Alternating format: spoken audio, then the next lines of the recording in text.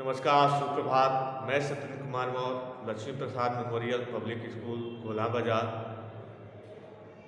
आज हम सभी लोग कमलेश्वर जी द्वारा लिखित जाज पंचम की नाक नामक पाठ का अध्ययन करेंगे। जैसा हम सभी लोग जानते हैं, जाज पंचम की नाक के माध्यम से जो लेखक हैं वह भारतीयों के सम्मान में जाज पंचम जो वहाँ के राजा हैं उनके राजा के सम्मान से ज़्यादा सम्मानित हमारे देश का हर एक वर्ग के लोग हैं। इसलिए इस पाठ के माध्यम से वह यह बताने का प्रयास करते हैं कि जाज पंचम की नाक तोड़ दी जाती है, बंद पहरेदार रखवाली करते ही रह जाते हैं, लेकिन हमारे देश के जो युवा क्रांतिकारी लोग हैं वह गुरिल्ला युद्ध के माध्यम से छिपकर किसी न किसी तरह से जाज पंचम की नाक लाख जो है मूर्ति है उस पर से वह नाक हटा देते हैं। जब वह नाक हट जाती है तो ऐसी स्थिति में रानी एलिजाबेथ का भारत में दौरा जब होता है तो जो उस समय के जो हुक्माम हैं अर्थात जो अधिकारी हैं इस बात को लेकर काफ़ी चिंतित हैं कि रानी एलिजाबेथ भारत के दौरे पर आने वाली हैं। ऐसे स्थिति में अपने पति जाज पंचम की मूर्ति पर लगी टूटी हुई नाक की मूर्ति पर टूटी हुई नाक को जब देखेंगी तो उनके काफ़ी वह नाराज होंगे और इस तरह से जो हमारे और उनके बीच में जो संबंध हैं वह कहीं न कहीं खराब हो जाएंगे। तो इस तरह से काफ़ी कशमकश होती है कि किस तरह से जाज पंचम की मूर्ति पर की टूटी हुई नाक को लगा दिया जाए। तो इस तरह से अधिकारी आते हैं और अपने अपने विचार रखने का प्रयास करते हैं। फिर एक मूर्तिकार को बुलाया जाता है। मूर्तिकार जो है वह काफ़ी लाचार है, बेवश है, उसके पैसे की आवश्यकता है। इस तरह से हुक्माओं के चेहरों को देखने के बाद वह काफ़ी उसकी आंखों में आंसू आ जाते हैं। क्यों आंसू आ जाते हैं कि मूर्तिकार सोच रहा है कि यह लोग ऐसे व्यक्ति की मूर्ति पर नाक लगाने के लिए उतने ज़्यादा लोग परेशान हैं जिस व्यक्ति ने अपने शासनकाल के दौरान भारतीय जो जनता है उन पर बहुत ज़्यादा क्रूरता की, बहुत कठोर कठोर नियम लगाए जिससे भारतीय जनता काफ़ी परेशान हो। ऐसे भारतीय जनता परेशान होने के बावजूद भी जिस तरह से यह लोग ऐसे व्यक्ति के सम्मान में उस नाक का निर्माण कराने का प्रयास करते हैं, ऐसे स्थिति में उसकी आंखों में आंसू आ जाते, लेकिन वह विवश होता है। किस लिए विवश होता है? क्योंकि उसके पास पैसे की आवश्यकता होती है और इस तरह से पैसे की आवश्यकता के लिए वह विवश होता है। फिर किसी ने पीछे से कहा कि इस लाख पर की जो मूर्ति पर की जो नाक टूट गई है उसी को तुम्हें लगाना है। अब इस तरह से हुक्माओं के आदेश का वह खंडन तो नहीं कर सकता, लेकिन वह तुरंत कहता है नाक तो लग जाएगी, लेकिन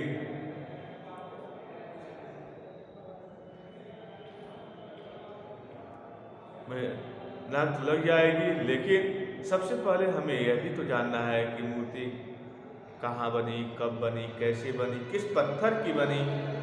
जब यह हुआ तो सभी अधिकारी एक दूसरे को नज़रों से कह रहे हैं और फिर एक क्लर्क को फ़ोन किया गया और बताया गया कि ये जिम्मेदारी तुम्हारी है कि आपको यह बताना है कि आपने यह जाज पंचम की जो मूर्ति है कब बनी, कहाँ बनी और किस पत्थर की बनी है। और जब इसका पता लग जाएगा, अब देखिए इसके आगे से आखिर मूर्तिकार को फिर बुलाया गया और इस प्रकार से मूर्तिकार को फिर से भेजा गया। उसने मसला हल कर दिया और बोला पत्थर की किस्म का ठीक पता नहीं चला तो परेशान मत होइए। फिर जब भेजा गया और क्लर्क यह करके अपनी जिम्मेदारियों से अलग हो गए कि पुरातत्व विभाग की जो फाइलें हैं वह इस मूर्ति के बनने का जो रिकॉर्ड है सब वो हजम कर गई है, खा गई है, अर्थात उसमें कहीं कुछ मिल नहीं रहा है। बस पत्थर की किस्म का मिलना जरूरी है। तो फिर मूर्तिकार कहता है कि आप परेशान मत होइए, मैं हिंदुस्तान के हर पहाड़ पर जाऊंगा। यदि आप हमें इजाज़त दें तो मैं हिंदुस्तान के हर पहाड़ पर जाऊंगा और ऐसा ही पत्थर खोज कर लाऊंगा, और साथ ही साथ मैं ऐसा ही पत्थर खोज के लाऊंगा। कमेटी के सदस्यों की जान में जान आई, और जो कमेटी के सदस्य हैं उनमें जान आ गई, क्योंकि मूर्तिकार ने यह कह दिया कि आप परेशान मत होइए, मैं हिंदुस्तान के हर एक पहाड़ पर जाऊंगा और इस तरह से मैं उस पत्थर को खोज के लाऊंगा। तो सभी लोग सोचे समस्या समाप्त हो गई। लोगों के अंदर एक उत्साह का लहर दौड़ गया। कमेटी के सदस्यों की जान में जान आई। सभापति ने चलते चलते गर्व से कहा, सभापति चलते चलते गर्व से कहा, ऐसी क्या चीज़ है जो हिंदुस्तान में मिलती नहीं। सभापति ने कहा, ऐसी क्या चीज़ है जो हिंदुस्तान में नहीं मिलती। हर चीज़ इस देश के गर्भ में छिपी है, हर चीज़ इस देश के गर्भ में छिपी है। जरूरत खोज करने की है, बस जरूरत किस बात की है? खोज करने की है। सभापति ने काफ़ी अपने देश की विशेषताओं को बताते हुए कहे कि ऐसा कौन सा चीज़ नहीं है जो हिंदुस्तान के सरजमी पर ना मिले, और इस तरह से बस खोजने की आवश्यकता है। यदि हमें खोज सही से किए तो हिंदुस्तान में सब कुछ। खोज करने के लिए मेहनत करनी होगी, खोज करने के लिए मेहनत करनी पड़ेगी। इस मेहनत का फल हमें मिलेगा, आने वाला ज़माना खुशहाल होगा, और इस मेहनत का फल मिलेगा और आने वाला जो ज़माना वो खुशहाल जिंदगी जिए। यह छोटा सा भाषण फौरन अखबारों में छप गया। यह छोटा सा जो भाषण है फौरन अखबारों में क्या हो गया? छप गया। मूर्तिकार हिंदुस्तान के पहाड़ी प्रदेशों और पत्थरों की खानों के दौरे पर निकल पड़ा। जो मूर्तिकार और हिंदुस्तान के पहाड़ी क्षेत्रों पर किसके लिए क्या? पत्थर की तलाश के लिए। कौन से पत्थर की? जिस किस्म के पत्थर के जहाज पंचम की वह लाट बनी थी, अर्थात वह मूर्ति बनी थी। कुछ दिन बाद वह हताश लौटा। इधर अखबार में छपने लगा कि मूर्तिकार पहाड़ों के पर उस पत्थर को ढूंढने चला गया जो इस पत्थर से जहाज पंचम की लाट बनी है। निकल गया। कुछ दिन बाद वो हताश लौटा, लेकिन कुछ दिन ऐसे गुजर गया, उसके बाद वो हताश वहाँ से लौटा। उसके चेहरे पर लालत बरस रही थी। लालत मतलब कि वह काफ़ी निराश था, बेवश था, ऐसा कुछ माहौल था, बरस रही थी। उसने सिर लटका कर खबर दी। उसने सिर लटकाते हुए खबर दी, हिंदुस्तान का चप्पा चप्पा खोज डाला। उसने खबर दी कि हिंदुस्तान का मैंने चप्पा चप्पा खोज डाला, पर इस किस्म का पत्थर कहीं नहीं मिला। लेकिन जिस किस्म की मूर्ति बनी हुई है उस किस्म का वह पत्थर हमें कहीं नहीं मिला। और इस तरह से हमें देखने को मिलता है कि हिंदुस्तान का मैंने चप्पा चप्पा खोज डाला, और चप्पा चप्पा खोजने के बावजूद भी इस किस्म का पत्थर हिंदुस्तान के किसी पहाड़ पर नहीं मिला। इस प्रकार से कहीं नहीं मिला, यह पत्थर विदेशी है। यह कहकर बात को आगे बढ़ा दिया, यह पत्थर विदेशी है, अर्थात ऐसा लगता है कि यह पत्थर जो है वह अपने देश में नहीं किसी विदेश की सरजमीन पर से लाया गया था, इसलिए यह पत्थर विदेशी है। सभापति ने तैश में आकर कहा। सभापति महोदय जी तैश में आ जाते हैं, और तैश में आ जाते हैं आक्रोशित हो जाते हैं। और आक्रोशित होकर उन्होंने कहा, क्या कहा? कि लालत है आपकी अक्ल पर, लालत है। मुझे तो आपकी अक्ल पर क्या कहते हैं, हस्र हो रहा है, अर्थात हंसी आ रही है। लालत में हंसी आ रही है कि आपके अक्ल पर मुझे हंसी आ रही है। क्यों हंसी आ रही है? कि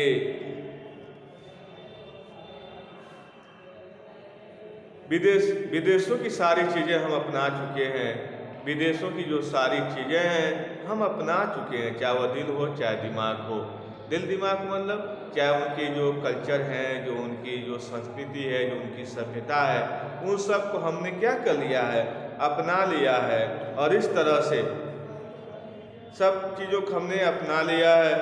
जब हिंदुस्तान में बाल डांस तक मिल जाता है, और ऐसे स्थिति में हम देखते हैं कि हिंदुस्तान में हम बाल डांस के रूप में यदि चीज़ें भी विकसित हो गई और विशेषताएं भी हमें देखने को मिल जाती है, तो पत्थर क्यों नहीं मिल सकता? तो ऐसे स्थिति में हम पत्थर क्यों नहीं मिल सकता? मूर्तिकार चुप खड़ा था, मूर्तिकार चुपचाप खड़ा था। सहसा उसकी आंखों में चमक आ गई, सहसा उसकी आंखों में चमक आ गई। उसने कहा, एक बात मैं कहना चाहूँगा, यदि मुझे कहने की इजाज़त दी जाए तो मैं एक बात और कहना चाहूँगा, लेकिन इस शर्त पर कि यह बात अखबार वालों तक न पहुँचे। लेकिन मेरी शर्त यह है कि मेरी बात अखबार वालों तक न पहुँच सके। सभापति की आंखों में भी चमक आई। सभापति जो निराश थे, उनकी आंखों में एक चमक की, यानी एक आशा की किरण दिखाई दी। और इस तरह से चपरासी को हुक्म हुआ, चपरासी को आदेश दिया गया कि दरवाजे बंद कर दो। कमरे के सब दरवाजे बंद कर दिए गए। तब मूर्तिकार ने कहा, देश में अपने नेताओं की मूर्तियां भी हैं। कहते हैं कि देश में अपने नेताओं की कई मूर्तियां भी लगी हुई हैं। अगर इजाज़त हो, यदि अनुमति मिले और आप लोग ठीक समझे तो मेरा मतलब है, तो जिसकी नाक इस लाट पर ठीक बैठे उसे उतार लाया जाए। कहा कि जिसकी नाक इस लाट पर सही से बैठ जाएगी, सही से लग जाएगी, उसकी नाक को हम उतार लाएं और ले आके लगा दें। इस तरह से मूर्तिकार ने सभासदों के सामने या सभापति के सामने अपने विचार प्रस्तुत किए। अब सबने सबकी तरफ देखा, सब एक दूसरे को देखने लगे। सबकी आंखों में क्षण भर की बदहवासी के बाद खुशी तैरने लगी। सब कुछ बदहवास हो गए, ये तो काम बड़ा जोखिम का है, लेकिन फिर भी एक खुशी तैरने लगी। देखिए, किसी ने यह नहीं कहा कि नहीं, जो हिंदुस्तान में जो लाट लगी, मूर्ति लगी हुई है, वो हमारे सम्मानित व्यक्ति हैं। उन्होंने अपने देश को आज़ाद कराने में अपने जीवन को न्यौछावर कर दिया। अब देखिए, जॉर्ज पंचम की नाक सही हो जाए, लेकिन किसी भारतीय की नाक क्या हो जाए? तोड़ दी जाए। इस तरह का विचारधारा उस लोगों में देखने को मिला, जो लोगों का जो दिल और दिमाग है वह विदेशी सभ्यताओं में रंगा हुआ है, अर्थात विदेशी चीज़ों में जो लोग क्या है, लिप्त। ऐसे स्थिति में मूर्तिकार यह प्रश्न रख देता है कमेटी के सामने कि हम अपने लोगों की नाक में से जिसकी नाक बेहतर बैठ जाएगी उसको इस पर लाके लगा देंगे। सभापति और सभापति के साथ जितने भी लोग हैं, किसी ने यह नहीं टोका मूर्तिकार को, नहीं, ऐसा नहीं करना चाहिए, क्योंकि वो तो हमारे सम्मानित व्यक्ति हैं। हमारे देश की रक्षा के लिए, हमारे देश की स्वतंत्रता के लिए, हमारे देश की एकता अखंडता के लिए उन्होंने अपने प्राणों का न्यौछावर कर दिया, तो फिर हम उनकी नाक को तोड़ देंगे तो समझिए उनका तो सम्मान जाने लगेगा। उनके अनुयायियों का क्या होगा, उनके मार्ग पर चलने वाले उन लोगों का क्या होगा, समाज में क्या संदेश जाएगा कि जो व्यक्ति अपने प्राणों का न्यौछावर करके देश के प्रति मर गया और वह उस व्यक्ति की नाक भी इस देश में सुरक्षित नहीं, अर्थात उसे इस देश के लोगों ने मरने के बाद भी उसका सम्मान नहीं। लेकिन मूर्तिकार को क्या, मूर्तिकार पैसे से लाचार था और उसके अंदर देशभक्ति की भावना कूट कूट के भरी थी। हम यह नहीं कह सकते हैं कि मूर्तिकार के हृदय में देशवासियों के लिए प्रेम नहीं था। इसीलिए वह ऐसा कुछ कह रहा है। ऐसा कुछ नहीं। अभी आप आगे देखेंगे कि मूर्तिकार आखिर में किस व्यक्तित्व का व्यक्ति है, उसके अंदर भारतीयों के लिए सम्मान है कि नहीं, उसके हृदय में जो भारतीय क्रांतिकारी व्यक्ति हैं जिन्होंने अपने प्राणों का न्यौछावर करके देश को आज़ाद कराने का प्रयत्न किया, ऐसे लोगों के प्रति मूर्तिकार के हृदय में क्या है, प्रेम है, लगाव है, सम्मान है कि नहीं है, ये हम आगे पंक्तियों में देखेंगे। सबने सबकी तरफ देखा, सबकी आंखों में बदहासी के बाद खुशी तैरे सभी पर धीमे स्वर में कहा, लेकिन बड़ी होशियारी से, यह काम बड़ा जोखिम का है, बड़ी होशियारी से करना। कहीं कोई जान गया तो दंगे होने शुरू हो जाएंगे, नारे लगने शुरू हो जाएंगे। फिर मूर्तिकार फिर देश दौरे पर निकल पड़ा। पहाड़ों की यात्रा कर चुका था, अब देश दौरे की यात्रा पर निकल पड़ा। जाज पंचम की खोई हुई नाक का नाप लेको, नाक उसके पास था। जाज पंचम की जो नाक का नाप है, कितनी लंबी नाक लगेगी, उसका नाप उसके पास था। दिल्ली से मुंबई पहुंचा। दिल्ली में पहले था मूर्ति की, जाज पंचम की कहाँ थी, दिल्ली में थी। वहाँ से सीधा मुंबई गया, वहाँ उसको बहुत लाटें मिली। किसकी किसकी मूर्तियाँ मिली? दादा भाई नरौजी की, बाल गंगाधर तिलक की, गोपाल कृष्ण गोखले की, शिवाजी की,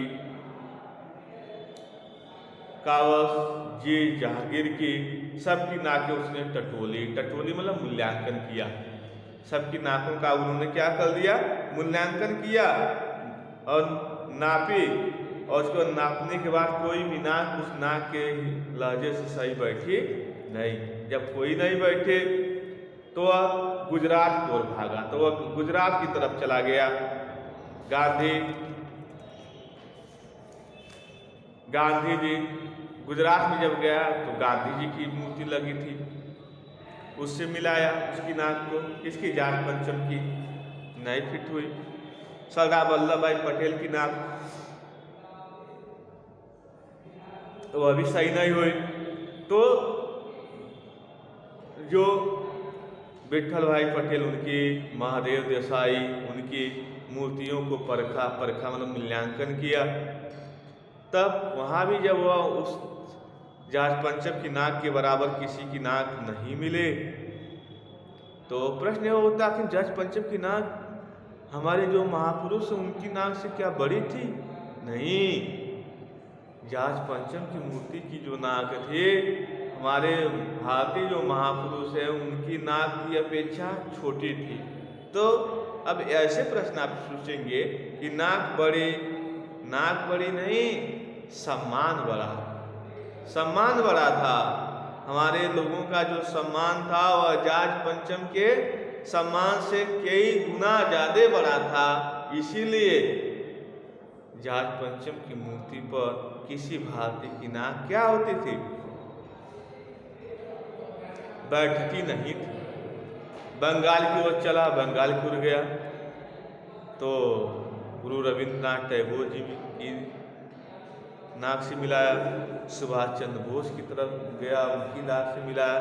राजा राम मोहन राय की मूर्ति से मिलाया। आज को भी देखा, नाप जोख की, नापा जोखा, मूल्यांकन किया। उसके बाद से और बिहार की तरफ चला और बिहार की सरजमी की तरफ गया। बिहार होता वो उत्तर प्रदेश की ओर आया और इस तरह से बिहार गया, वो उत्तर प्रदेश की ओर आया। उत्तर प्रदेश में चंद्रशेखर आज़ाद की, बिस्मिल्लाह जी की, मोतीलाल नेहरू की, मदन मोहन मालवीय जी की लाटों के पास गया। घबरा कर मद्रास भी पहुंचा, मद्रास भी चला गया, वहाँ सत्यमूर्ति को भी देखा। मैसूर, केरल आदि सभी प्रदेशों का दौरा करता हुआ पंजाब पहुंचा। लाला लाजपत राय के लाट से मिलाया और भगत सिंह की लाटों से भी सामना हुआ। आखिर दिल्ली पहुंचा, उसने अपनी बड़ी मुश्किल बयान की, पूरे हिंदुस्तान की परिक्रमा कर आया, सब मूर्तियां देख आया, सबकी नाकों का नाप लिया। पर जाट पंचम की इस नाक से सभी बड़ी निकली। और इस तरह से कहते हैं कि सभी क्या निकली, नाक उनकी बड़ी, अर्थात अब नाक का बड़ा छोटा होने का अर्थ समझे कि जाट पंचम की जो नाक है, नाक मतलब क्या है, सम्मान। जाट पंचम का जो सम्मान है उससे कई गुना बेहतर या बड़ा या ज्यादा सम्मान किसका है, हर एक भारतीय का है। इसलिए वो कहता है कि हिंदुस्तान के किसी भी लाट की जो नाक है वह जाट पंचम की जो नाक है उससे क्या है, बड़ा है। इसलिए जाट पंचम की मूर्ति पर किसी की नाक फिट बैठ नहीं रही। ठीक है, तो फिर अगले दिन हम अगले वीडियो में आपको बताएंगे कि किस तरह से वो अपना मसला तय करता है।